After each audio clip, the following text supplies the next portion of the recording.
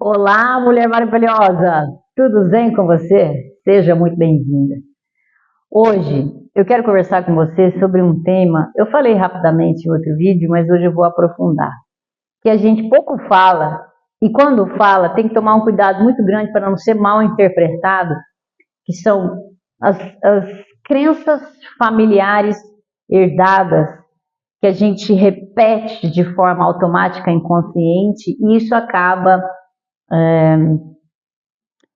não é controlando, mas determinando alguns padrões na nossa vida. Frases que você muitas vezes ouviu falar de pessoas referências na sua vida, da sua mãe, do seu pai, mas das mulheres da sua vida, né? Que mulher tem que aguentar tudo calada, ou que isso não é coisa de menina, ou tenha modos, mulher não se expressa desse jeito. Coisas assim, entre outras frases que a gente escuta muito de um contexto geral, que às vezes vem de geração em geração e a gente deixa isso embutido dentro da gente sem nem perceber. Então, se você sabe que tem alguma coisa disso em você, fica comigo nesse vídeo, que eu vou explicar para você da onde surgem essas crenças, como que elas se fincam dentro do nosso subconsciente e como que elas conduzem e determinam nossos comportamentos de forma automática, sem a gente perceber. Como é que a gente faz para começar a desconstruir isso dentro da gente, esse poder de manipulação através dessas crenças herdadas, vamos chamar assim. Para quem está chegando agora, eu sou Eliana Maziero, eu sou neuropsicopedagoga e terapeuta quântica, além de outras formações que eu tenho em terapias complementares, integrativas e energéticas, mas eu trabalhei muito com pessoas, com educação, na parte de condução de grupos, na parte de treinamento e desenvolvimento pessoal, de equipes e lideranças, e muito atuando diretamente com pessoas individuais, né, fazendo atendimentos terapêuticos individualizados. E nessa trajetória, muito do que eu sou hoje foram curas que eu busquei para mim e através das minhas curas, dentro de todo o conhecimento adquirido das minhas formações, eu cheguei a algumas conclusões e comecei a aplicar isso com as pessoas que vêm até mim e os resultados têm sido cada vez mais surpreendentes. E é por isso que eu quero compartilhar isso com vocês. Eu fui uma mulher que repeti, na verdade uma menina, né? Que me peguei repetindo muitos jargões da minha família, principalmente das mulheres da minha família, por anos a fio, e sem raciocinar sobre o efeito disso na minha vida. E sem imaginar o peso que eu carregava, realmente acreditando nessas frases que tanto eu ouvi.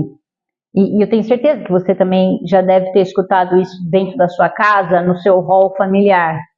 Então, frases, por exemplo, que a vida não é fácil, que se você quer que tudo que vem fácil vai fácil, que dinheiro não dá em árvore, que não era para eu casar, que casamento era uma instituição falida, coisas que eu escutei a vida inteira e que de forma inconsciente eu carreguei e trouxe algumas consequências para a minha vida.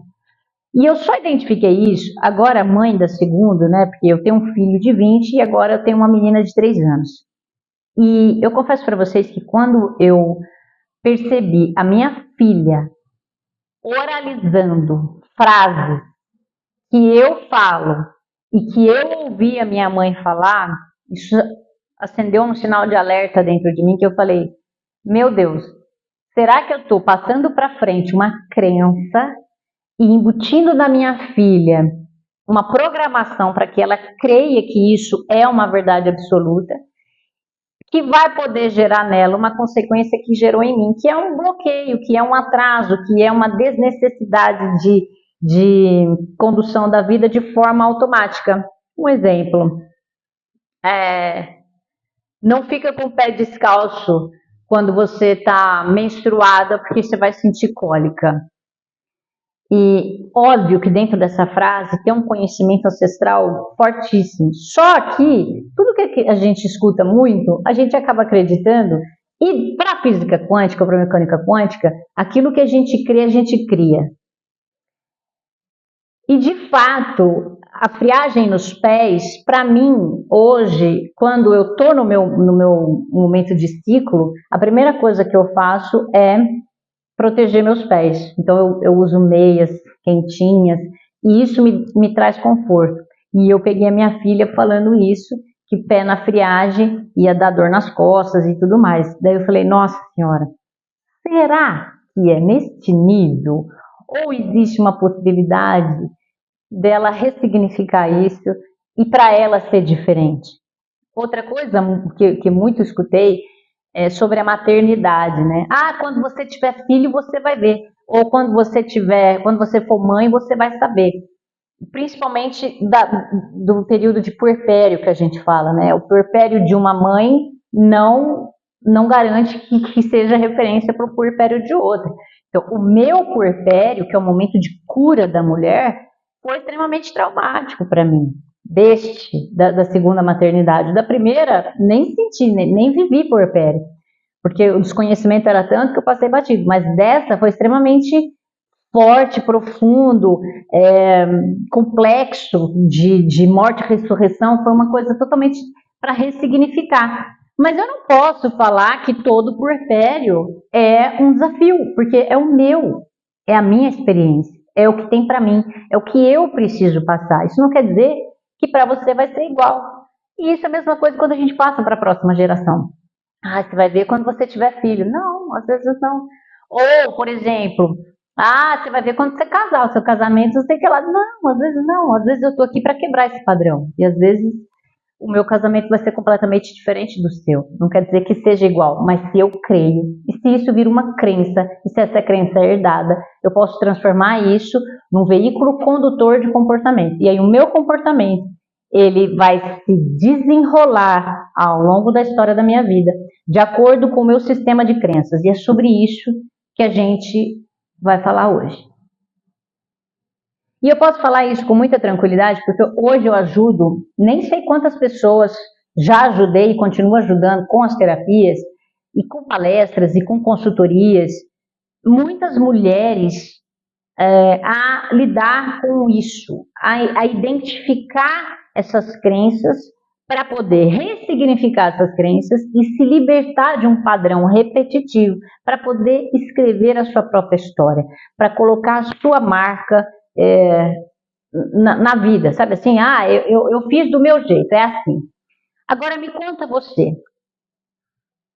já se pegou falando essas frases ou repetindo frases da sua avó, por exemplo, da sua mãe, sem raciocinar sobre o efeito concreto disso a nível de manifestação de realidade? Que é doido isso, né? Porque tudo que eu falo aqui, gente, é com base na física e na mecânica quântica.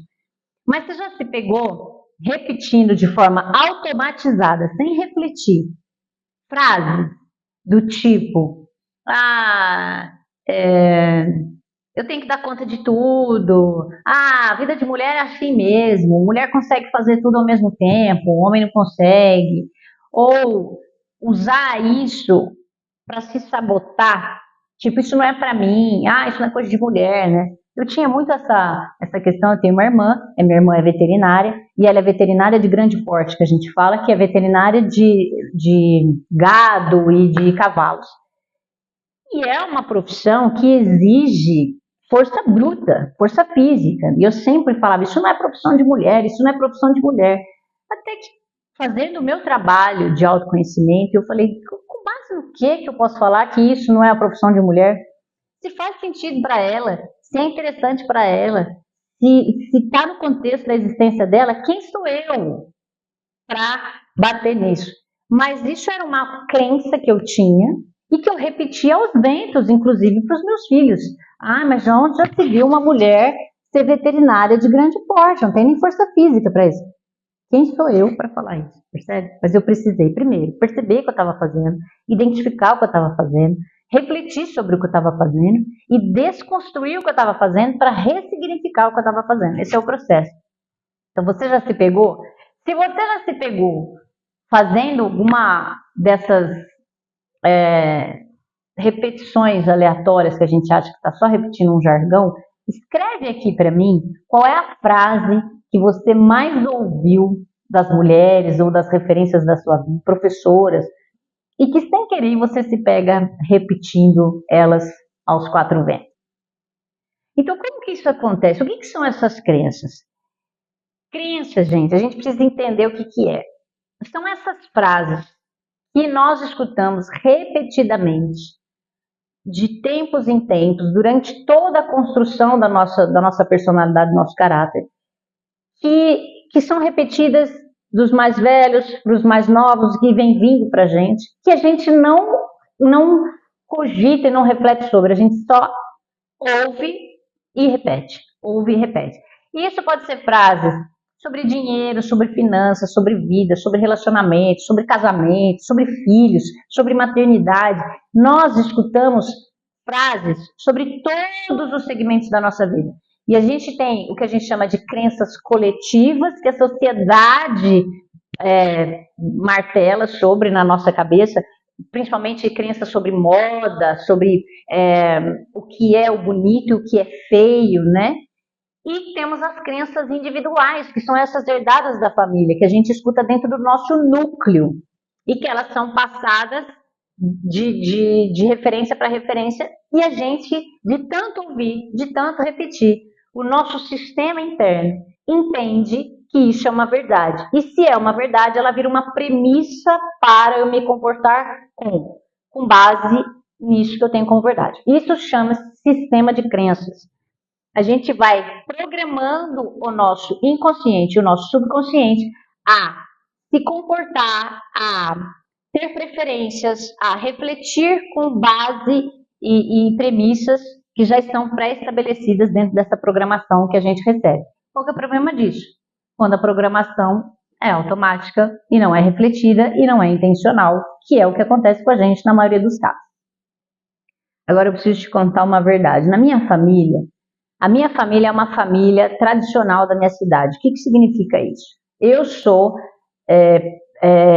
parente direta dos fundadores da minha cidade. Então, os primeiros bandeirantes que vieram e descobriram aqui a terra eram meus parentes. Então, hereditariamente, eu tenho um vínculo muito forte com a história da minha cidade, que é uma história da parte do café, dos coronéis, toda aquela cultura que a gente ouve falar, a minha família está diretamente ligada.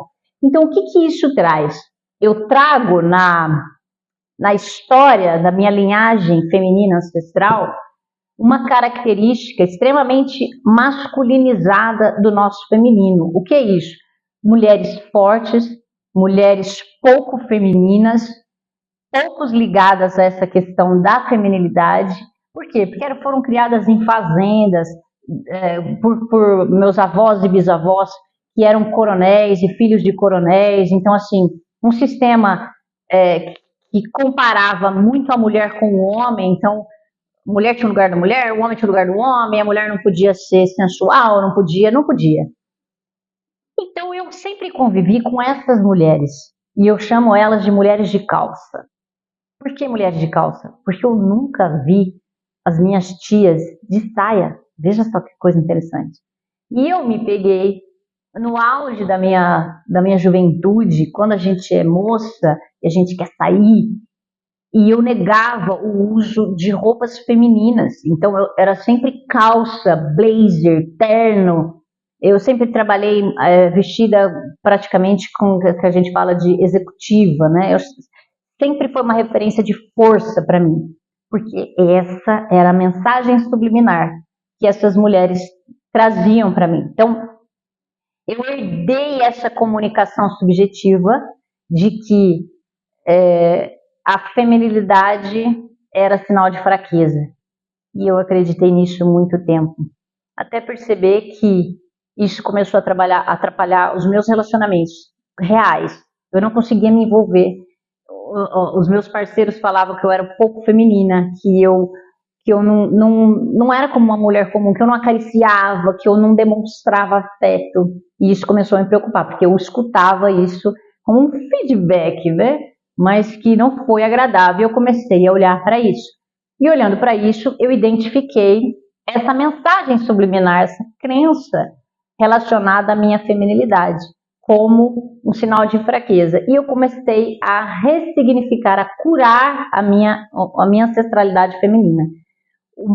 A minha ligação com o feminino, o sagrado feminino dentro de mim. E foi tão interessante porque quando eu relato isso nos meus atendimentos, eu percebo que muitas das minhas clientes fazem a mesma coisa de forma inconsciente. Negam a feminilidade, seja na cor, falam, eu detesto rosa, eu não uso vestido, não gosto desses negócios de lacinho, eu falava a mesma coisa. Quando eu tive a minha filha, ela veio para eu me curar dessa repulsa à feminilidade.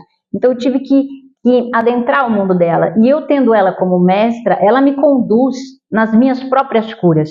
E hoje as minhas clientes revelam as mesmas conquistas que eu, de falar, cara, quando eu comecei a me permitir a usar mais saia, a me maquiar, a cuidar do cabelo, a ver beleza nessa feminilidade rosa, né? Vamos falar assim, subjetivamente falando, a minha vida ficou mais gostosa. Por quê? Porque, na verdade, você voltou para o seu lugar, que é de feminina, mas que a gente sempre acreditou numa crença herdada que isso era um sinal de fraqueza. Agora, você está atenta a isso? Fala a verdade. Então, aqui vão alguns sinais de que você está repetindo esses padrões herdados. Primeira coisa, se sente culpada quando está fazendo alguma coisa para si. Tem uma sensação sempre de que não posso fazer. Uma sensação. Outra, não sabe receber. Quando recebe elogio, fica completamente constrangida, fica sem jeito. Ou quando recebe um presente, fica um leve constrangimento. Então tem uma dificuldade muito grande de receber, né, de fora. Sente culpa por estar fazendo por você. Que mais? Tem medo de errar e de ser julgada. Ai, mas imagina, se eu colocar um vestido agora, o que eles vão pensar de mim se eu colocar um lacinho no cabelo? Ou se eu me maquiar 8 horas da manhã? O que vão dizer? Esse sentimento de sempre estar sendo julgada. Ou, estou acima do peso. Escuto muito isso das minhas clientes. Cara, eu tenho um problema com a minha imagem. Porque eu tenho uma leve resistência a me aceitar como eu sou. Mas você olha para a pessoa, eu estou acima do peso. Eu falo, aonde que você está acima do peso? Que peso é esse que você tem como referência? Não, são todas crenças herdadas. Das vezes, eu tenho uma cliente, por exemplo, que ela tem essa questão com a imagem dela. Daí eu falo, você acha que você está acima do peso? Mas por quê? Ela vai, porque eu escutei a vida inteira que eu era a princesa, que eu era a modelo da família, que eu era muito linda, porque de fato eu fui uma criança muito bonita e uma adolescente muito bonita. Então essa cobrança de estar sempre bonita, hoje a gente conversando, isso é o relato dela, hoje a gente conversando sobre isso, eu consigo identificar que é uma crença, mas eu vivi uma vida inteira sofrendo os efeitos dessa autocobrança de estar acima do peso, ou de estar mal arrumada, ou de não ser a referência de beleza do meu entorno, por exemplo. Olha a prisão que a gente se mete por conta de uma crença. Imagina que isso a gente está falando de uma, agora imagina uns restos. Então esses são alguns sinais, fica ligado se você tem esses sinais aí dentro de você. Então, como eu estou falando para vocês, gente, várias pessoas que eu atendo, as queixas são muito parecidas. Quando a gente começa a fazer um trabalho de autoconhecimento, quando a gente começa a autoconhecimento, é autoanálise, autoinvestigação, é uma curiosidade profunda sobre si, sobre as origens do seu ser. De onde que veio isso? De onde que eu tirei isso? Mas por que eu desencadeei isso em mim? Mas por que eu tenho isso recorrentemente? Por que eu repito isso sem parar na minha cabeça? Por que essa frase sabotadora não sai de mim, percebe? Esse desejo genuíno de se entender é a grande porta para fazer todo esse trabalho de desconstrução e ressignificar. As minhas clientes hoje, elas entram com um desejo muito grande de, através de saber quem eu sou, por que eu sou isso, por que eu faço isso. Então eu tenho uma cliente que maravilhosa, que recuperou, que ela conseguiu a cura do câncer, né? Tinha um câncer de mama, mas durante o processo, gente, entenda que é um processo, não é um negócio assim. Nesse processo de muito trabalho interno, esses questionamentos, eles vêm, mas ela relata muito isso. Cara, quantas crenças, por que eu fazia isso comigo? Por que eu acreditei a vida inteira que eu tinha que ser uma referência? Eu não precisava ser.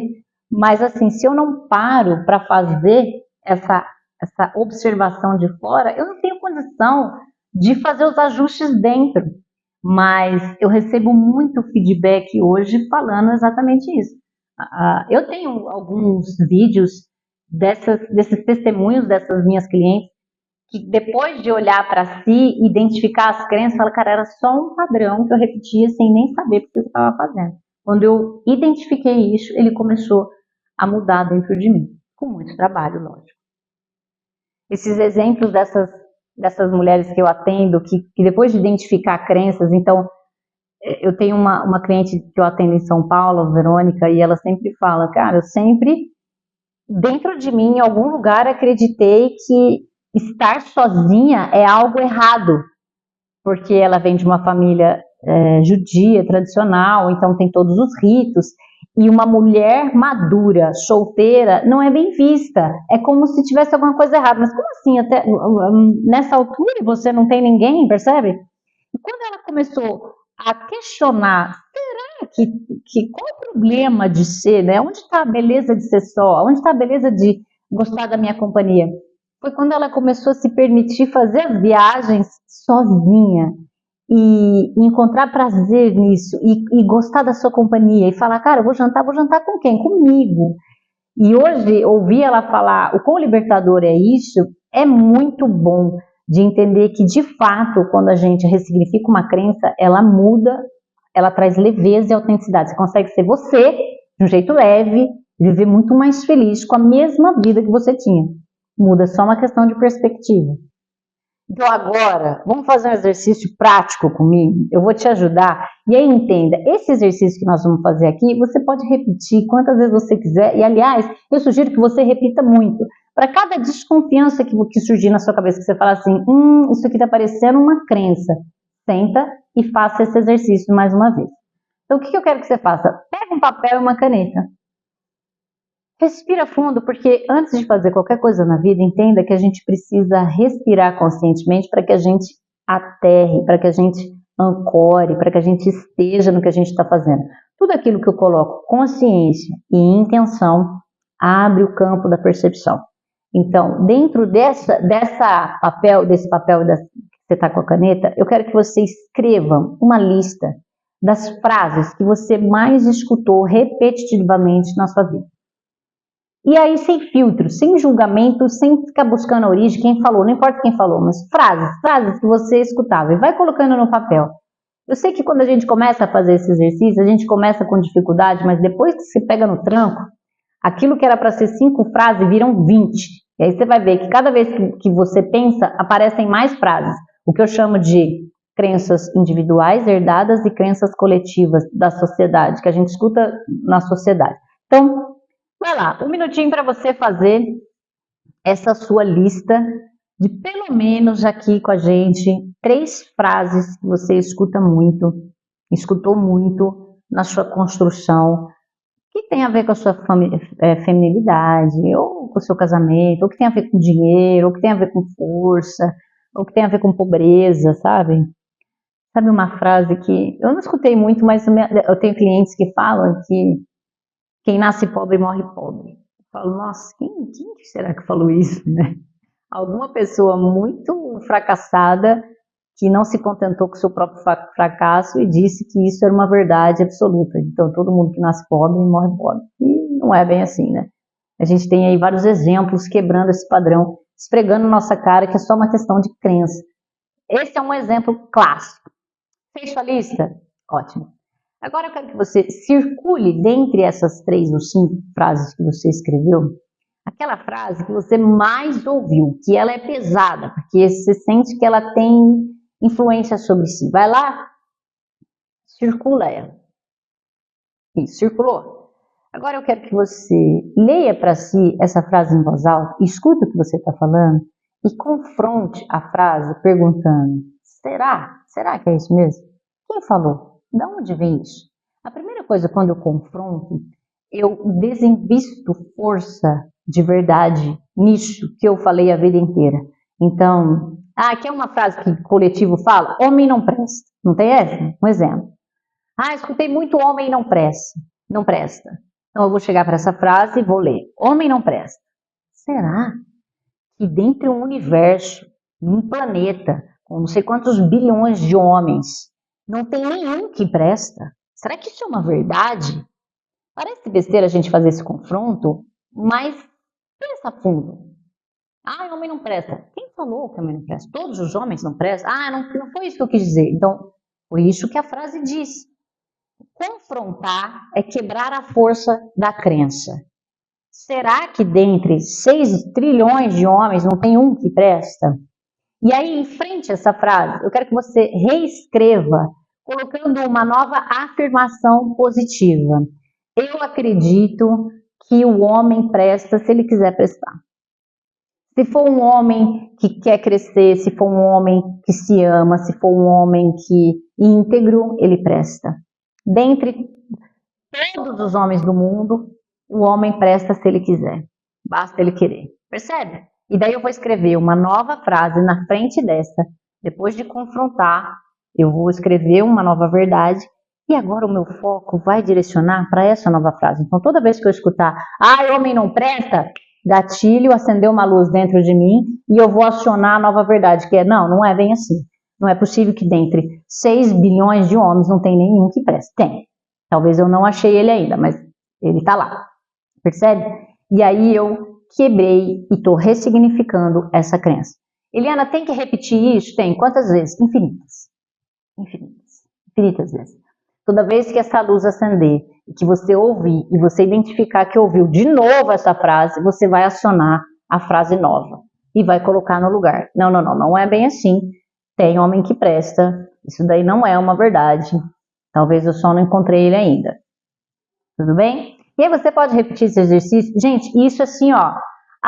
Eu não tenho saco para fazer exercicinho. Então, entenda que aquilo que você não faz vai determinar aquilo que você não tem. Se você não tem o que você gostaria de ter e você vive se sabotando, dizendo que o que é proposto fazer você não faz, porque, sei lá, você dá a justificativa que você quiser, você não vai alcançar o resultado que você quer. Loucura é pensar que você vai fazer exatamente sempre as coisas do seu jeito, do mesmo jeito, e receber um resultado diferente do que você já tem. Reflete sobre isso. Uma coisa importante entender é que tem gente, e aí a gente precisa entender que isso não tem a ver com religião, não tem a ver com crenças religiosas, mas tem a ver com honrar a família. Então, eu tenho uma cliente, por exemplo, que ela trouxe essa questão da família ser muito unida em tudo. Então, nós somos, sei lá, eu vou usar o meu sobrenome, Mazieiro não faz isso, né? Aonde já se viu uma Mazieiro, sei lá, não beber? Que ela trouxe uma coisa mais ou menos assim. O quê? Você, hein? Uma Mazieiro que não bebe? Olha o peso dessa frase. Como se fosse uma condição para eu ser parte, fazer parte, ter que me comportar daquele jeito. E inconscientemente, bum, adivinha o que acontece? Eu me comporto porque eu quero permanecer, eu quero fazer parte, eu quero pertencer. Inconscientemente, o que a gente quer é pertencer. Então a gente vai se sujeitar ao inconsciente para fazer parte dessa família. Então, não é desonrar a família, por exemplo, não é desonra a crença religiosa quando você quebra uma crença e substitui por outra. É uma questão de honrar a sua história, entender que valeu até aqui, mas que a partir de agora você vai conduzir de uma forma diferente. É uma forma de honrar, só que com consciência. Então tem gente que acha que, eu não vou mudar porque a minha família inteira é assim. Não tem como a gente justificar o ato de pelo comportamento da família. Isso é bizarro falar uma coisa dessa, percebe? Então, ressignificar uma crença herdada da família não é desonrar a família ou a religião. É simplesmente entender o que é verdade e o que não é. Simples assim. Então, existe o jeito certo e o jeito errado de fazer as coisas. E o jeito errado é simples, gente. Quando eu repito automaticamente, sem questionar, quando eu me permito, sem querer, me comportar de formas padronizadas só para pertencer, que é o que eu falei. Ah, então porque a família inteira bebe, eu também tenho que ser adepta à bebida. Ou então porque a família inteira é religiosa, eu tenho que ser religiosa. E às vezes, querido, você é a ovelha negra da família. O que é ser ovelha negra da família? É aquela que veio quebrar o padrão. É aquela que veio dizer, eu não preciso ser como vocês. Eu sou diferente e eu também faço parte. Isso é libertador. Então, um conselho, que é um jeito muito errado, não se culpe por querer mudar. Porque às vezes isso acontece também, muitos clientes falam, mas eu sinto uma culpa, eu não posso responsabilizar os meus pais pelo que eles falaram. Pode. Porque nem sempre o que eles falaram é uma verdade. Percebe? É uma verdade para eles, que não necessariamente vai ser para você. E isso não é desonrar, isso não é desrespeitar, isso é apenas refletir com discernimento sobre algo que não faz sentido. Simples assim. E também tem o jeito certo, que é observar, questionar, pensar sobre, mas será que é isso mesmo? De onde que veio isso que todo mundo fala na minha família que então porque não bebe, não faz parte da família. Você é uma desonra para a família. Quantas vezes que tem isso? Você é uma desonra para a família. Porque todo mundo vai na missa e você quer ir no centro de Umbanda. Me deixa? Então, gente, o jeito certo é escolha novos caminhos, novas possibilidades. Permita-se com respeito, com honra, sem dizer que o seu jeito é o jeito certo. Não existe jeito certo e jeito errado. Existe o que funciona e o que não funciona para você. A gente fala jeito certo e jeito errado, que é evite fazer de formas que façam mal a você e procure fazer de formas que façam sentido a você. Sem desrespeitar a família, sem dizer que você está certo e está todo mundo errado. Então o meu jeito de ser é o jeito certo, o jeito da minha família inteira está errado. Não. O seu jeito é o jeito que funciona para você. O jeito deles é o jeito que funcionou para eles. Simples assim, só isso. Então você pega o que funcionou e usa, testa, e se funcionar, toca. Você pega o que não funcionou e não usa, e acabou. Simples assim, entendeu? E acho que o mais importante de tudo, celebre suas mudanças, a sua libertação. Então, um exemplo dessa minha cliente que falou, né? Nossa, minha família, todo mundo bebe e eu não. E agora eu lido bem com isso, porque hoje eu sinto orgulho de ser a única que não bebe, porque agora a moda é não beber, né? Da nova geração, se é que isso existe.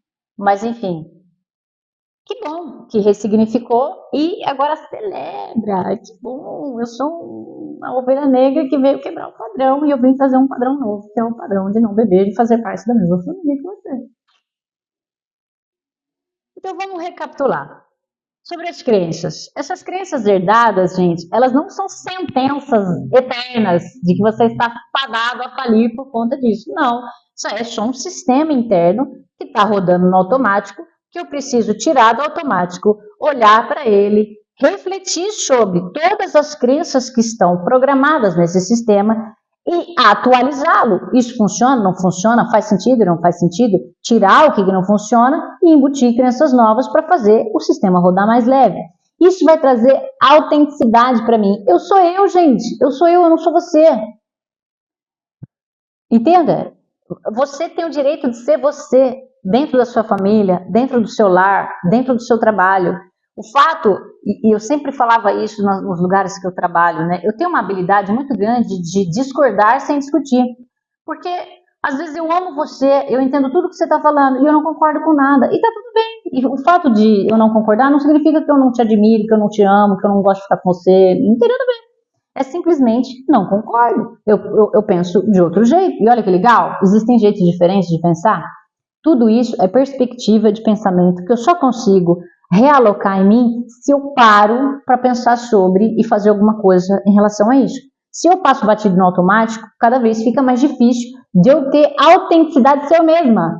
E tá tudo bem se a pessoa não concordar comigo. Como ontem mesmo eu gravei um vídeo, subi o vídeo e recebi uma ligação na hora, imediata, de uma mulher maravilhosa que eu admiro, metendo a lenha no que eu estava falando no vídeo. Olha, eu te admiro, você é maravilhosa, mas não concordo com nada que você falou no vídeo.